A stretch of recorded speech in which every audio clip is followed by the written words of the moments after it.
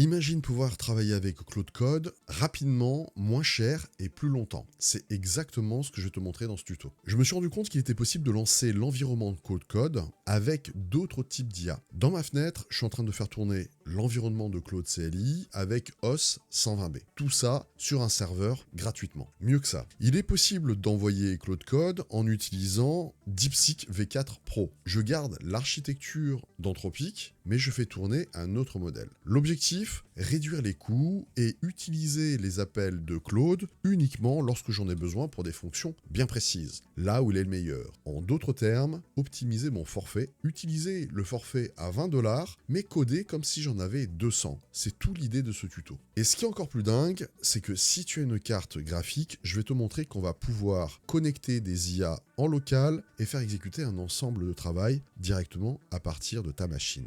Dans ce tuto, je vais te montrer comment on va installer Claude CLI. C'est très facile, je vais te le montrer pas à pas. Et après, on va installer l'environnement pour pouvoir utiliser Claude avec différentes IA, tout ça à partir de ton ordinateur.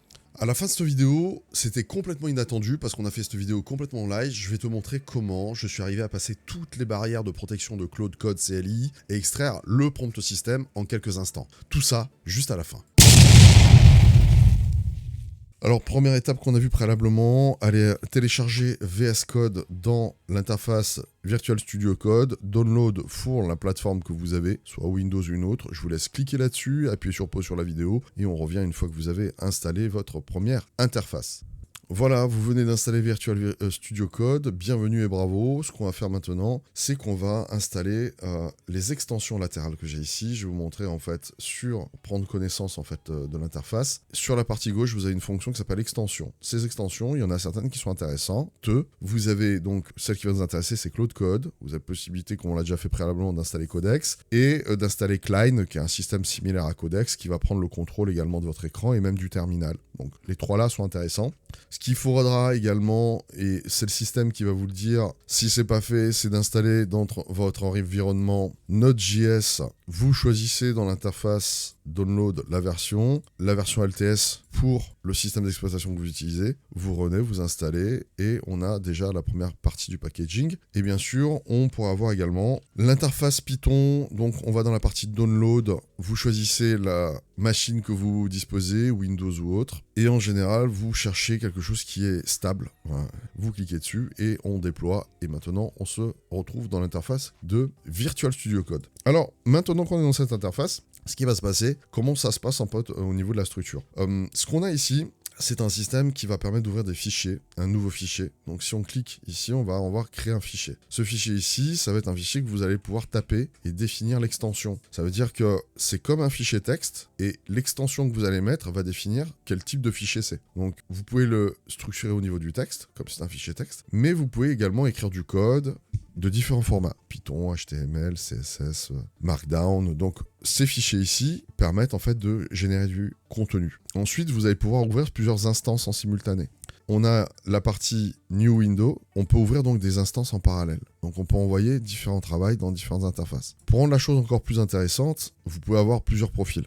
On peut aussi aller recharger ou charger des informations avec ce qu'on appelle ouvrir un folder. Admettons que je veux aller travailler dans un répertoire et que j'ai besoin de charger mes dossiers sur un dossier en cours et que ce répertoire c'est celui-ci. Donc je sélectionne le folder et ce qui va se passer, c'est que dans la section ici, Open Folder, dans la zone Welcome, je vais aller chercher donc mon répertoire et il va se charger automatiquement dans la barre latérale. Ça va vous permettre de charger les informations des documents. Alors les documents, comme vous voyez, si vous cliquez, vous avez le répertoire initial et les sous-répertoires qui apparaissent à l'intérieur. Vous avez vu que quand on a installé notre extension, on a maintenant ChatGPT et Codex. Donc au moment où vous allez cliquer, deux solutions. Si vous l'avez déjà configuré, vous êtes déjà connecté, sinon il va falloir le connecter. Donc vous avez trois possibilités de connexion. La possibilité de donner à Claude la connexion par rapport à une page internet, votre forfait, de faire de l'API, donc vous allez renseigner une clé API. Dans ce cas-là, vous payez à l'usage, chose que je déconseille parce que les factures vont très vite. Et ensuite, on a Anthropic qui a des serveurs à travers Bedrock, Vertex, AWS. Donc ça, c'est si vous lancez vos propres serveurs avec des connexions SSL que vous avez configuré, mais la majorité d'entre nous, on va être sur une connexion, la moins chère, avec Cloud iSubscription. Donc, il suffit de cliquer sur le bouton, vous allez avoir une page qui va ouvrir et qui va vous demander de synchroniser votre compte. Et ça va vous permettre, voilà, maintenant de fermer la fenêtre et d'avoir maintenant l'interface de Cloud. Donc, Cloud maintenant est présent dans l'extension latérale. Dans cette section, nous allons installer Cloud Code sur Virtual Studio Code. Autrement dit, on va terminal pour installer l'interface Cloud Code. La manière la plus simple, c'est celle d'utiliser la partie du code qui est notée en fonction de votre machine. Si vous êtes sur Mac, Windows, Homebrew ou Winget, vous utilisez la ligne de commande respective. Vous ouvrez simplement votre terminal dans la partie de VS Code et ici, vous allez copier-coller la ligne en question. Dès que vous allez vouloir installer le système, il va vous demander de vous connecter. Dans le cas précis, vous allez signer avec votre compte, que ce soit GitHub, Google, Apple ou autre. Une fois installé l'interface, vous allez donc synchroniser. Pour lancer la fonction de Cloud dans le terminal, c'est aussi simple que ça. Vous allez taper la fonction Cloud et taper Entrée. Vous allez donc maintenant choisir le type de visualisation et pour sélectionner, vous utilisez la flèche du haut, la flèche du bas pour choisir la version que vous souhaitez. Je vais donc taper sur le bouton Entrée et maintenant, le système me demande de synchroniser mon compte. 3 possibilités. Soit de synchroniser avec le Cloud Subscription, ce que je vous conseille de faire pour une question de coût, soit la possibilité de faire une clé API et de payer directement sur l'interface qui peut revenir facilement très cher. À titre d'information, j'arrive à faire 40 € en 30 minutes et sur les plateformes,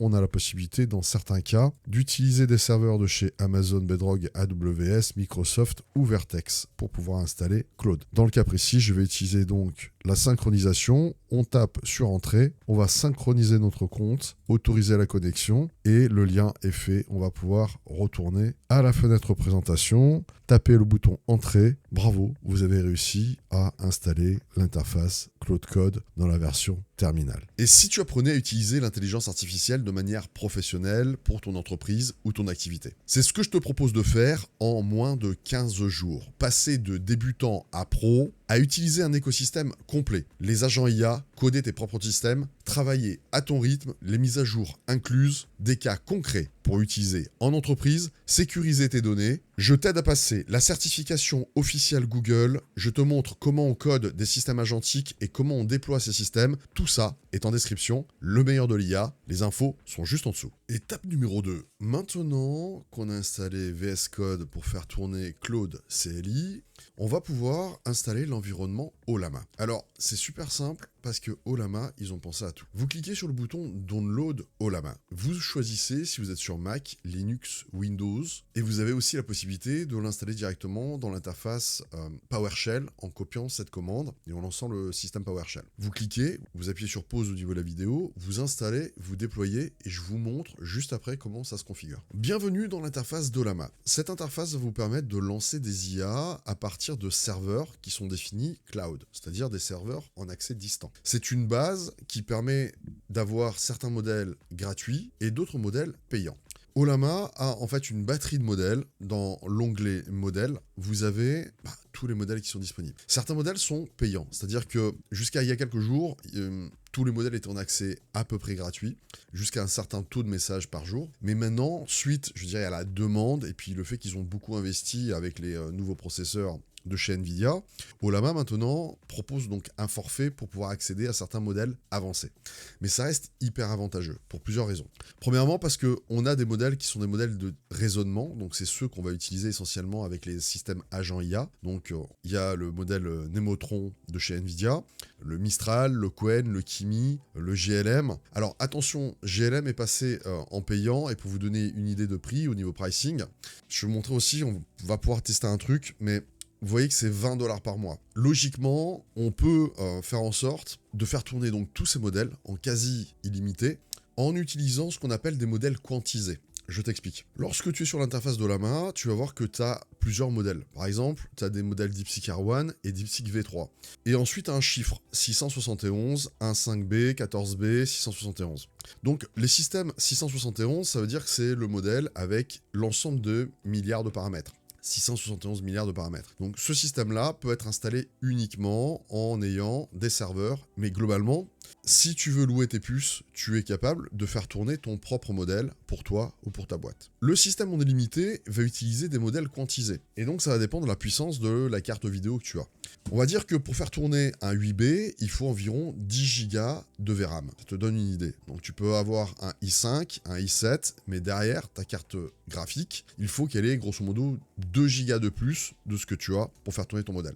Donc dans l'idée, on peut télécharger les modèles en cliquant sur la version que tu souhaites utiliser. Donc si tu ne sais pas ce que tu as comme carte graphique, tu peux commencer par un modèle ultra light avec un DeepSeek 7B par exemple ou un 14B. En cliquant là-dessus, tu vas dans l'interface Ollama et tu colles cette information et tu vois que tu as plusieurs possibilités. Celle de télécharger. Automatiquement, le modèle va donc être téléchargé sur ta machine et il va se trouver donc dans l'interface d'Ollama. À partir de là, tu as donc installé une version quantisée de DeepSeek.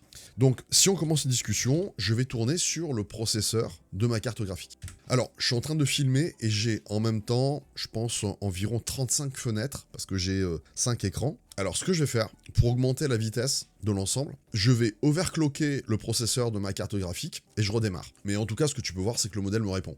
Mais je vais quand même overclocker ma carte et je vais relancer ça, comme ça va me donner un petit coup de boost pendant que je filme.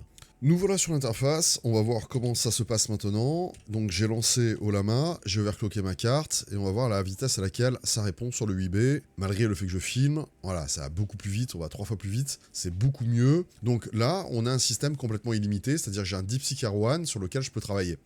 Quand tu vas ensuite switcher sur les modèles, tu as deux possibilités. Tu as la possibilité de basculer avec des modèles qui sont sur le cloud, donc tu vas tourner sur les processeurs NVIDIA. Donc ça veut dire que si je passe sur un host B, je peux gérer par exemple le niveau de mémoire de mon système. Donc je dis, donc là on est sur le cloud, donc la réponse est instantanée et tu as le système de raisonnement du modèle.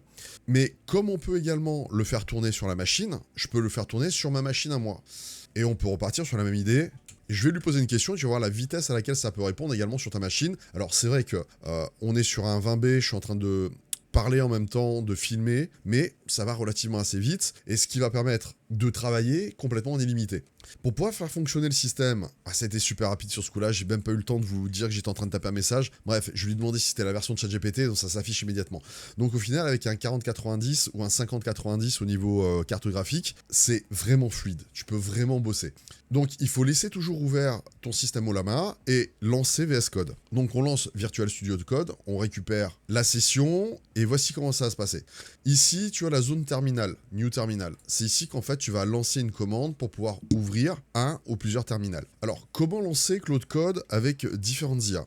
Ça, c'est la ligne de commande qui permet en fait de lancer les modèles. Donc, tu copies cette ligne. Alors, il faut savoir que aujourd'hui, un certain nombre de modèles haut de gamme, le Kimika 2, le DeepSeek V4 Pro, sont devenus payants sur l'interface Ollama. Tu peux plus les utiliser gratuitement comme avant.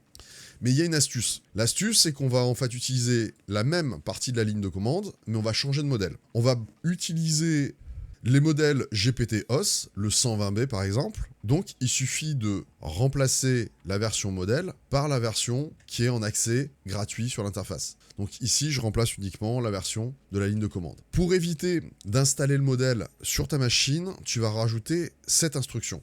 2.120b-cloud. Avec cette ligne de commande, on va utiliser directement le serveur de chez Ollama et on va maintenant lancer GPT-OS 120 milliards de paramètres directement sur les serveurs. Alors, le modèle, il a 3 niveaux de système de raisonnement. Ce qui veut dire que ici, si tu vas sur la section effort, tu vas pouvoir le passer par exemple en low, et donc tu bascules en système low. Par rapport à Claude CLI, qu'est-ce que ça change? Tu n'auras pas toutes les fonctions. Si tu veux la dernière fonction Advisor, par exemple, ça, tu ne pourras pas l'avoir. Le modèle n'est pas conçu pour avoir une supervision faite avec Claude Opus 4.7. Par contre, le système agentique, travailler avec tes documents, lui faire des recherches, ça, c'est tout à fait possible. Donc, si on continue à travailler avec le modèle et lui poser une question, on va avoir des réponses quasiment simultanément. Donc, c'est arrivé immédiatement. Et là, tu vas pouvoir travailler. Donc, dans l'idée, quand tu bosses, c'est de pouvoir équilibrer ton travail avec Claude avec un autre modèle, comme ce qu'on vient de faire là, juste à l'instant. Et dans l'autre interface, tu peux lancer Claude et distribuer donc ton travail avec les deux éléments. Tu vas chercher, par exemple, une interface où tu travailles avec Obsidian, un fichier, un document, une source. Tu donnes le répertoire. et on est bien basculé en système low, et j'ai le système qui va prendre, de la même manière que l'aurait fait Claude, la possibilité de prendre le contrôle de mon ordinateur, de me lister les fichiers, et si je lui demande donc de travailler sur chaque fichier, de me faire un résumé, d'extraire des données, au lieu de utiliser Claude qui va utiliser mon forfait, je vais utiliser le modèle que je vais utiliser gratuitement et travailler de manière complètement autonome. Et on peut aller encore plus loin. Donc je l'ai lancé, il est en train de bosser, il fait son taf, c'est un système agentique, il sait ce qu'il a à faire et il me répond. Bref, j'ai plus qu'à récupérer la question et la réponse et le transférer vers Claude si j'ai besoin de continuer mon job. Donc l'idée, c'est d'optimiser mon forfait Claude pour arrêter d'exploser mon forfait à chaque demande. Et on peut aller plus loin, parce que là, je suis en train d'utiliser donc le 120 os, et ce que je vais faire, c'est que je vais stopper ma session, donc CTRL-D 2 fois, tu sors de la session. Ici, tu clôtures ta session. Je vais lancer une nouvelle session, mais cette fois-ci, on va modifier la ligne de commande et on va marquer GPT-os 2.20b. Et comme on l'a déjà intégré au niveau de la machine, ce qui va se passer, c'est que je suis en train de tourner sur mon processeur. C'est pour ça que je l'ai overclocké, pour me permettre de en même temps filmer et de lancer des demandes. Donc juste le temps que le système se connecte. 0 token, je suis en médium... Non, pardon, je suis en low au niveau de l'effort. Donc j'ai le feedback, je suis bien en GPT-os 20. Et donc là, je tourne complètement sur mon processeur, mais avec l'architecture de Claude. Alors oui, je ne vais pas avoir la puissance de calcul, de raisonnement de Claude, mais c'est ce que je veux, c'est pouvoir travailler avec mon système. Et si je lui demande de lister, encore une fois, des fichiers, accéder à une base de données, je lui donne donc la commande, je vais chercher mon répertoire de travail, je lui donne la section de répertoire de travail,